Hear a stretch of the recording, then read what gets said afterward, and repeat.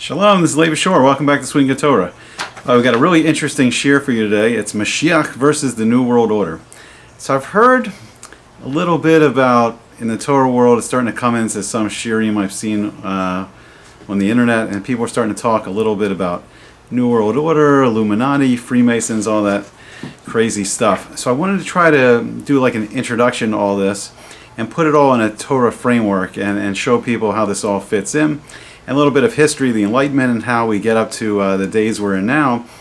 And then hopefully this framework will give us some perspective, and we'll see, maybe we're very close to the days of Mashiach, and we're going to see how Mashiach is going to fight against this so-called, this New World Order, Illuminati, whatever you want to call it, and we'll see the root of it all in the Torah. All right, so let's start, let's start at the beginning of this all. So really in the Kabbalah and the more mystical text of the Torah, it talks about there's two competing forces in the world. So there's the Sitra Kedusha. So there's the side of Kedusha, of holiness and Tahara and the spiritual pure energy, which may be called, if you like Star Wars, may be called the light side of the force. And then there's the Sitra Achra, the other side. And that's what you would call the forces of Tuma, the dark side of the force, the forces of Kishuv, of sorcery and magic. And we'll see how this all plays in. So, at the very beginning of the Torah, we see this conflict in Adam and Chava, Adam and Eve. They have to make this choice. And they make a choice between the Eitz Chaim, the tree of life, which is the Torah itself, which is the blueprint for all creation, or this other thing called the Eitz Das Tov Ra, the tree of knowledge of good and evil. So unfortunately they made this decision, they eat from the fruit of the tree of knowledge, and that kind of throws the world into the world we know now. We live in this world of knowledge of good and evil, and you see it in science and technology, that science can be used for good. It can create medicines, vaccines, and create good things for the world, or it can be used destructive, evil, like bioweapons, nuclear weapons, more sophisticated weaponry and weapons to kill, surveillance technology. It can be used to stop bad people from doing things, or it can, uproot the lives of good people. So all these things are the Das Tov Ra. They're knowledge, but it can be used for good and evil. And this is the central conflict of the world. So it's interesting because you think that the central conflict is good versus evil. But there's actually a dynamic that the Eitz Chaim, the tree of life, is where we want to take the world to. And that's where Mashiach's going to help bring the world into that. And that's actually a world of all good. So it's none of this balance of good and evil, but the complete eradication of evil. So what we live in now is a world of knowledge of good and evil, where there's good and evil in the world, and we're constantly choosing between one and the other. So the forces, so Hashem has created these two malachim, these two angels. So there's the malach, it's called the Yetzer Hara, and it has three roles. So we have thoughts that go through our heads every day, and we have good thoughts and bad thoughts. And these thoughts are put into our head by these two malachim. So the Yetzer Hara is putting evil thoughts, telling people to do bad. Usually, I want this, I want that. And the Yetzer Tov is putting good thoughts into people's heads, like, oh, you really should do this, you really should do that. Good things.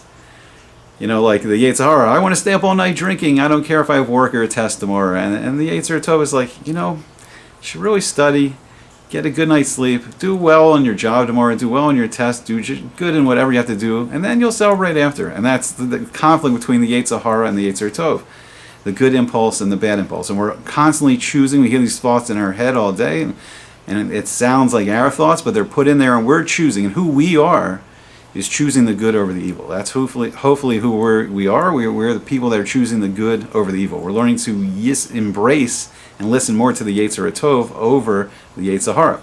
So the Yetzer Hara has three roles. It has the role of the Yetzer Hara, which tries to tempt people into doing an Avera, Chas v'Shalom, transgressing the laws of the Torah. And then it acts as the Satan, the accuser, the adversary.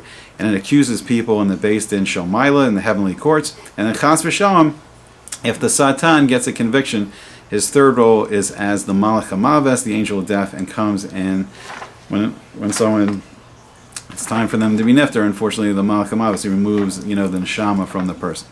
Okay, so the conflict in the world is between these two forces. The Sitra Kedusha, the side of holiness, which Mashiach is going to lead the world of that side. And then there's going to be a counterpoint, and there's the Sar Shel Esav, the Yetzer Hara, the Satan, and there's going to be this king opposing Mashiach, who's going to be called Gog. The Torah calls him Gog, and it's these two opposing philosophies. So as we start to look into world history, we can see that this battle has been raging a long time between these two sides. So it's interesting. So we see some amazing parallels in the Hebrew calendar, and then the same date in our Western Roman calendar, or the exactly corresponds to the date of the Gullus Edom, the exile of Rome that we're in right now.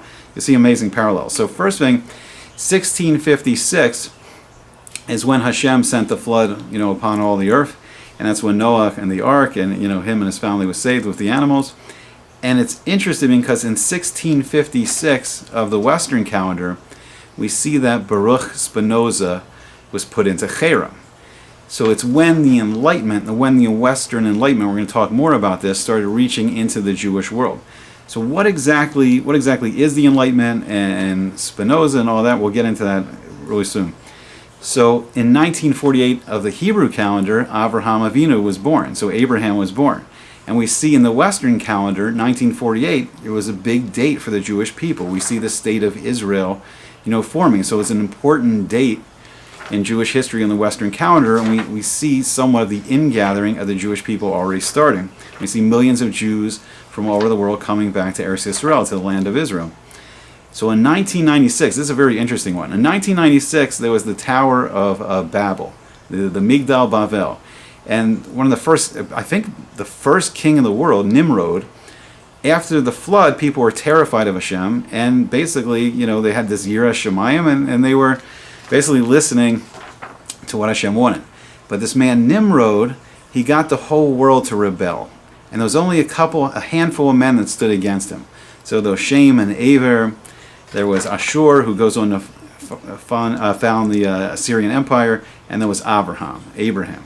And they stood against Nimrod and his plans. But what Nimrod did in essence is they were building some kind of skyscraper, and in essence it's an ancient United Nations where this crazy plan that they would all rebel against Hashem, that they thought they could be more powerful than this infinite being, and it's unclear exactly what they were doing, but they were building this huge skyscraper. I think Rashi said something about sending something into space, even like a satellite, or going into space. I don't even begin to comprehend, but if you look at clarity in the world, how can, even if all mankind, Chas V'Shalom, were to unite as they did in this Tower of Babel, how can you defeat an infinite being? And why would you? Why would you try to go against the Creator, who's giving everyone life, who gave the world the Torah to show the laws and how people can improve themselves and improve the world they live in, and it's the blueprint for the whole foundation. The Torah is the Eitz Chaim. The Torah is the tree of life, and it's the blueprint for all creation, and it shows mankind how we can fix ourselves, fix up the world, and head back into that Gan Eden state, the Garden of Eden state, make the world into the Garden of Eden again, and even elevate it to a higher level. So we see the conflict of the Tower of Babel in 1996. Now this is fascinating. In 1996, I think it was around that time, that the internet was released to the public. And the internet, it's interesting, because the internet definitely has all the markings of the Eitz Das Tov Ra. It's knowledge. It's knowledge for sure. You have all this information, the information age, but it's good and bad. You can have, good information. You can learn Torah on the internet. You can learn about medicine and healing. And Chas V'Shalom, people can learn how to do bad things on the internet. You can learn about Averas, and so we see a parallel again in 1996. So there was a machlokus if it was 2018 or 2023, but I believe it's 2023 is going to be the correct date. So it was either when Abraham was 70 or when he was 75, he made the bris bein habasarim. When Abraham actually made the covenant between himself and Hashem, and then eventually between the Jewish people and Hashem. It's the beginning of it all. And it was on the 15th of Nisan, it was on Pesach, Passover, and I think it was the year 2023. So that was an amazing year. So 2023, which we're rapidly heading up to, as we're in 2020 right now. So 2023, the Hebrew calendar, it was interesting. So it could be the year that the bris was made between Avraham and Hashem. And could this be a marking of maybe the time of Be'ita? There's two times when Mashiach could come. Be'ita, Hashem has some planned time in its time. Could 2023 on Passover be the time of Be'ita, the final time when Hashem will just bring Mashiach? And then we have the Achishena, where we want to hurry it up. So through Teshuvah, through us wanting Hashem to send Mashiach, we can make it earlier. But could 2023, this year of the Bris Bein Hasarim in the Western calendar, could it be Mashiach? Now it's also interesting. In that year was the war of the 4 kings and the 5 kings, when Lot, the nephew of Abraham, was captured, and Abraham got in the middle of this war, and that is when he rescued his nephew Lot. So could that war, in the Hebrew calendar of 2023, could it be some major world war that we're heading into, possibly one of these wars of Gog and Magog? Now also interesting, and that year is when Abraham actually moved to the Eretz Canaan, as it was called at the time, and it's now called Eretz Yisrael. And could this be a simon that this could be the year of the ingathering of the exiles as we head to 2023? Could it be, as miraculous it would seem right now, that all the American Jews and the Jews of North America, Canada, South America, all the Jews of North America, South America, finally come home to Eretz Yisrael? I mean, it seems incredible now that it would happen. So we're going to talk a little bit about the Enlightenment, and I think people don't realize how much it's influenced the way things are now. And I think, unfortunately, like I could say, like maybe around 80% of the Jewish people in the Western world and where are kind of stripped away from the Torah, and they have more of this secular Western education and view of the world than really a view of the world of like the Torah says. And I think this is going to be one of the things that Mashiach does. So we can look real quick. So some of the things that Mashiach will do when he comes, he's going to ingather all the exiles, so he's going to bring all the Jews home to Eretz Yisrael. And we have a Masorah that there's a Mashiach ben Yosef, a descendant of Joseph, and a Mashiach ben David, a descendant of King David. And will there be one? Will there be more? I don't know, but this is our Masorah, that there will be at least this Mashiach ben Yosef, and maybe his line, and a Mashiach ben David, and maybe his line. And they will do these tasks of ingathering the exiles. They're going to renew, the knowledge of Torah to the Jewish people. The Jewish people are going to reawaken and really learn the Torah like we did, in the times of Moshe Rabbeinu, in times of Moses.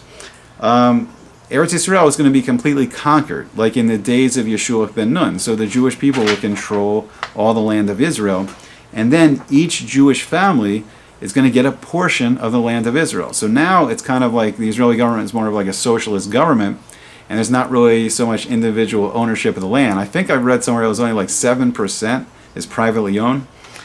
But really the Torah says what Hashem promised every Jewish person is that their family will actually inherit acres and acres, like massive portions of land that will be in their family, and that's going to be restored, like in the days of Yeshua ben Nun, as in the days of Joshua. And then there's going to be these 3 wars of Gog and Magog, and this is the conflict that we're kind of like building up to now. So the Enlightenment and like the scientific revolution, like these had a huge effect on the world. And it was like an explosion of, the scientific revolution was an explosion of knowledge and wisdom of how to harness the power of the physical world. And we see like in the ancient world, like ancient Egypt in the times of Moshe and the times of Moses, they were renowned for kishu, for sorcery and magic. And magic in essence is using the dark side of the force, we talked about before, using these powers of Tuma to harness like a negative spiritual energy, not connecting them to Hashem, but kind of like a hacker, like a spiritual hacker with like a back door and hacking the code. And using this spiritual energy to affect the physical world. Whereas the side of Kedusha is what the Torah is teaching, like to learning the Torah and doing the mitzvos, it affects things in a positive way. It creates a positive spiritual flow, and it brings bracha into the world, it brings blessing into the world. And we see, everything grow, and there's plenty of food, and we see less poverty, we see less sickness, and ultimately Mashiach is going to lead the world to a world of pure Kedusha, where eventually sickness and death can be eradicated. And there'll be plenty. There won't be hunger, there won't be famines. Even the weather, that we see the drastic weather is 90 degrees, high 90s, outside now for a week or so. But we're going to see a more tempered, more beautiful spring weather, beautiful fall weather, that perfect balance between the hot and the cold. And that's the world of Kedusha. That's the world where we're bringing bracha and blessing into the world.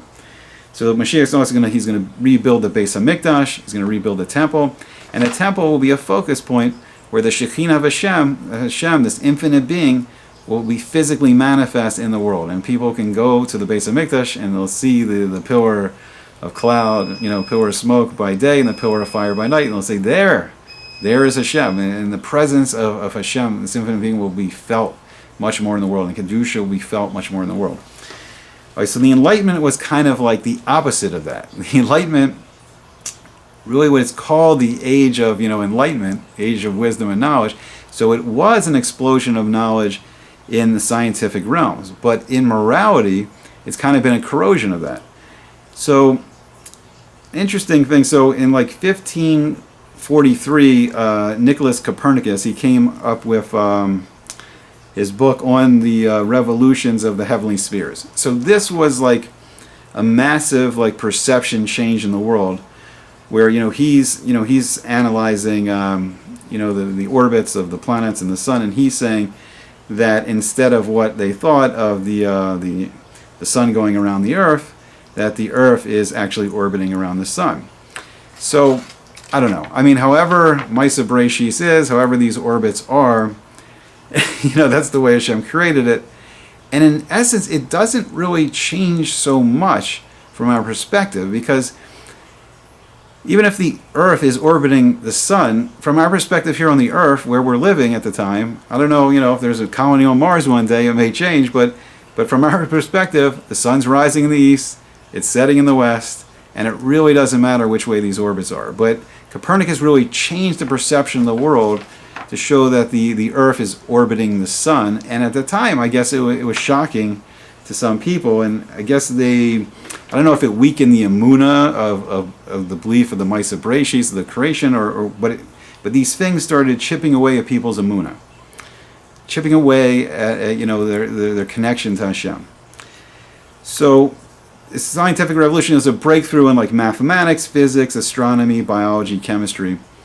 And as we said before, it's the Eis Das Tov Ra. So the knowledge can be used for good. There's great things. There's great engineering, these bridges, making it easier for people to get places, cars instead of carriages, trains, planes, spaceships, drones, I don't know. But so it can be used for the good. We can have great farming combines that can make the work easier and create more food for everybody. So the technology can be used for good, or chas v'shalom, it can be used for more destructive things. So also a big breakthrough in the scientific revolution was Isaac Newton coming up with the laws of motion, universal gravitation, and they began to just understand and analyze the physical world better. Those breakthroughs in microscopes, more powerful telescopes, and we can begin to see the microscopic wonders of creation and the macroscopic wonders of creation, the Shemayim, the heavens, the planets and the suns and the stars. And it opened up the scientific revolution, this so-called age of enlightenment. It just opened up people's view and perception of the world. So a person that's not taught too much about in public schools, which is interesting, but had a huge effect on the Western world and on the Enlightenment, was Francis Bacon. So he wrote a book called New Atlantis in 1626. And it's interesting because it seems somewhat of a blueprint for America, for the founding of America, or an idea that the founders of America took on. So in his book, he called this country, and I think it was more South America, I think it was off of the coast of Peru, but I think the ideas here are some of the ideals that went into the founding of America. And he talked about this Solomon's house, which was kind of this secret society, and the country itself is called Ben Shalem. Now Shalem is the name of, was the ancient name of Yerushalayim and Jerusalem, and here Ben Shalem would mean the son of completion, so it would be this utopia. These people were complete. They were complete. It was kind of this secret university. They did the sciences there. And this is an interesting quote from his book. He said, and this we do also. So this was the father of the Solomon's house, the leader of the secret society, was talking about how the secret society fit into their civilization. So it said, and this we do also. we have consultations, which of the inventions and experiences which we have discovered shall be published, and which not, and take an oath of secrecy for the concealing of those which we think fit to keep secret, though some of these we do reveal sometimes to the state, and some not. So it's interesting. So there's this like kind of secret society in this utopian world, and they're more advanced in the science and technology, and sometimes they're giving their nation the information they discover, and sometimes they're not. So if you look, I mean, you can see like America comes up with this advanced like military technology, and they do not share it with everyone. I mean, you can understand from a strategic point of view, you don't want the whole world knowing how to build nuclear weapons. So they came up with the technology of how to do it, and then they keep it a secret. So then there's this character called like Joabin the Jew, and so they have Jews there, even though it's like this Christian nation, so it very much resembles the West. But it's interesting because it seems like where Francis Bacon was going is that the Jews of his vision would accept JC and accept Christianity, so kind of giving up the Torah. And unfortunately, we see this has been a great effect of the Enlightenment, that you're going to see Jews really like weakening their hold on the Torah and their knowledge of the Torah. So in some ways, it's scary that that's kind of happened. Now, he also came up, I don't know if it was just him, but he was one of the originators of the scientific method, which is very instrumental in the West. And it just basically, you observe something, you come up with a question, like for instance, like why is the sky blue? Then you would come up with a hypothesis of why this is, and you would predict certain results, and then you would test it, and you would see if you can keep having consistent results, and then you would analyze these results. And this method was used to fuel like the scientific revolution. So the Enlightenment also, I think from the spiritual side, it began to weaken, like the church, the Vatican had a great hold on the Western world, and society became secular. It became much more secular, and then the secular leaders became powerful, and then the role of the church in Western society began to weaken. So this Enlightenment also started coming into the Jewish world. So one of the first was Baruch Spinoza. We said before, like the flood of Noah's time was in 1656, and in 1656 of the Western calendar, the Roman calendar, he was put into cherem. So he was put into cherem for engaging in basically what they were calling biblical criticism. But basically what they were doing is, and you go into all the fancy academic analysis of this, but basically what they were doing is they were denying that Hashem wrote the Torah. So they were trying to claim that men wrote the Torah, and this started to weaken the emunah of the Jewish people. And unfortunately, what started happening over these past hundreds of years is that the secular knowledge became much more valuable in the eyes of many Jewish people than Torah. So here is like the strength of the Eitz Das Tov Ra, the tree of knowledge of good and evil, growing over the Eitz Chaim, over the tree of life, which is the Torah. So then, like this Enlightenment, this Jewish Enlightenment, it's called the Haskalah, and Seiko is like intelligence. So they very modestly call themselves the Maskilim, the enlightened ones, the intelligent ones. Your Illuminati types. We get into them in a second. And really, the heart of this all was Berlin, and Berlin was a very secular, multicultural city. And you had people like Moshe Mendelssohn, who I think still followed the Torah, but he was engaged in secular society, and then you had this Abraham Geiger and the Reform movement, and the Reform movement really was major revolt and breakaway from how we were following the Torah since the Hebrew year of 2448, when we came out of Egypt and we heard Hashem speak to us at Mount Sinai, and Moshe Rabbeinu comes down, teaches the Torah to all the Jewish people, and we pass it down generation to generation. And this, in this 17th to 19th century of this whole period, it really started to weaken the emunah of the Jewish people away from the Torah. And unfortunately, you see today that a lot of Jewish families, especially in America, they put a great value on their children, getting a bachelor's degree, a master's degree, a PhD, the secular education. But there's not that same value anymore of still getting that yeshiva education, the solid, Torah education. And this is the battle we're in right now. And unfortunately, most Jewish people don't even realize the beauty and the wisdom of the Torah. And that's the battle that Mashiach, that's one of the most important things that Mashiach's going to do, is reteach the Torah to the Jewish people. So then, okay, so you've probably heard a lot about these secret societies, so we'll just go through this real briefly. But it's going to be interesting, because on the surface, Western society is going to be very secular and scientific. But underneath it all, just as in Francis Bacon's New Atlantis, there is this secret society that practices and studies kishuv. It studies magic and the occult arts, even in modern society. So it's very fascinating. So you have groups like, the Illuminati is one of the most famous now. You're always hearing about them. So they were founded by Adam Weishaupt in May 1st, 1776, in Ingolstadt, Bavaria. And then I think Francis Bacon himself was a member of these Rosicrucians, called the Order of the Rosy Cross, and they were like 1614 to 1620. Another famous one is the Freemasons, and their Grand Lodge of England started on June 24th, 1717.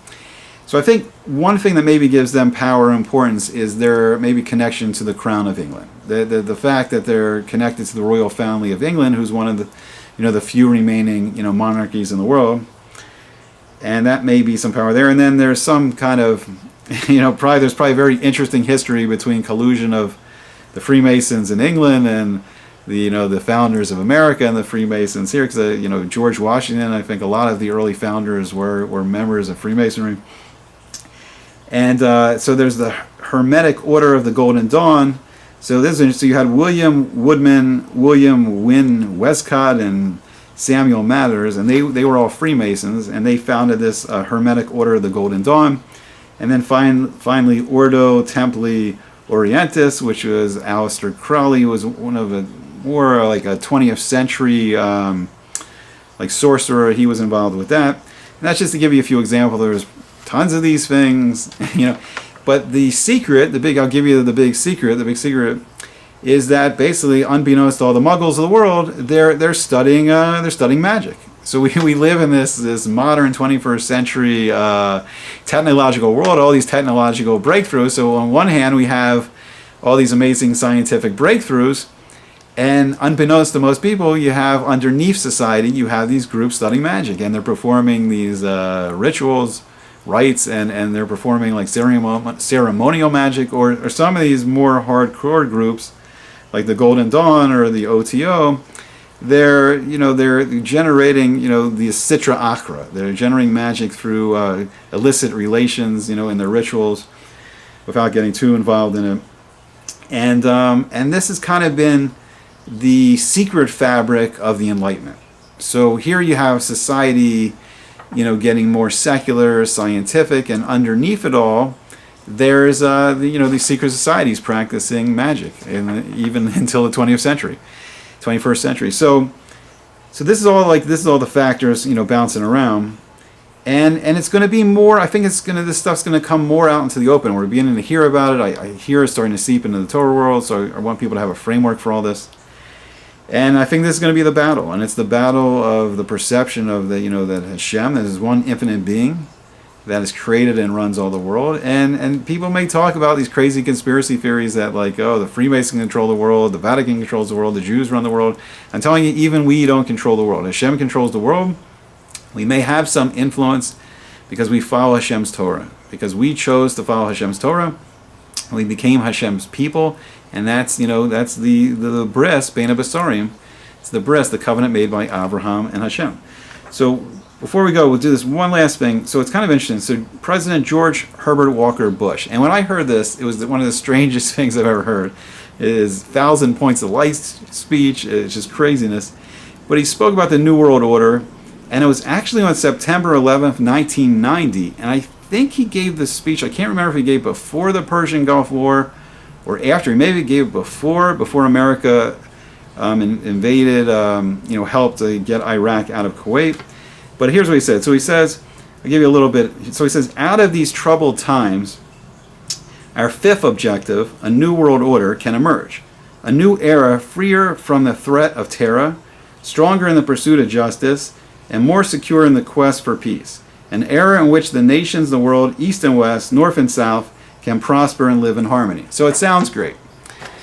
So this whole New World Order. Now it's interesting because then I think President Bill Clinton, he mentioned it briefly, and then I think President Obama mentioned it, and then forget about George W. Bush, his son, in there, and I think they all mentioned it briefly, but no one's really elaborated on it. No one's really said exactly what it is. I'm going to tell you my perception of it all. So first thing, I don't feel like we feel free from the threat of terrorism. I feel like we feel more, we've seen the growth of terrorism in the world. I don't feel we see more justice. I think we see a corruption in the justice system. And I don't think we see more peace. So if what they're calling their New World Order. So what is the New World Order? I believe that this is the Sitra Achra. Because what's a New World Order? If there's a New World Order, it applies there's an Old Order. And what's the Old Order? And I believe the Old Order is Hashem. The Old Order is that Hashem created the Seder HaOlam, the order of the world. He took the world from tohu and bohu, from chaos and desolation, chaos and just randomness, and he made it into order. And that's Maisa Breshis, that's the creation. So they want to create something new. So just like Nimrod rebelled against Hashem, I feel like this is the new rebellion. This is the final rebellion against Hashem, and eventually they will have Gog come to the forefront. Oh, I also didn't mention President Trump. How he fits in, if he's with the New World Order or against it, I have no idea. The man is a total enigma to me. He seems to do some good things. He seems to do some not so great things. There's people that love him, people that hate him. No idea. All right, but this is the battle lines. And I feel like what we see, if this is the New World Order, then what we see is massive surveillance of their own citizens. We see the surveillance state growing. We see globalism, which doesn't seem to, grow the middle class. It seems that we have this ultra rich, 1%, and then it seems like maybe it's harder for the middle class. So I don't see this right now as this New World Order as a force of good in the world. Seems like a corrupting force. So I really believe that Mashiach, leading the Sitra Kedusha, the side of holiness, is going to fight against this so-called New World Order, Illuminati, or whatever people call it. And also, this whole idea the Illuminati's running the world, Freemasons running the world, Vatican's running the world, Jews running, it's all nonsense. Hashem runs the world. Hashem created the world. Hashem runs the world. And it may be with Hester Punny, it may be hiddenness right now, but as we get closer and closer in the Yemos of Mashiach, it's going to become more and more revealed, and it's going to become more clarified. All right, so this is hopefully a framework. If you enjoy it, we can delve in further to this subject or whatever. And B'ezrat Hashem, we'll see the side of good. We'll see the emergence of Mashiach, and we'll see a strengthening of the Eitz Chaim. We'll see a strengthening of the tree of life, the Torah in the world, and refinement, and we'll see a growth of chesed, of kindness to each other, and rachamim, and compassion to each other, and the eradication of evil. And if this New World Order is on the side of the Sitra Achra, then good riddance, baby. I hope you enjoyed it, and hope to see you again soon on Sweet Good Torah.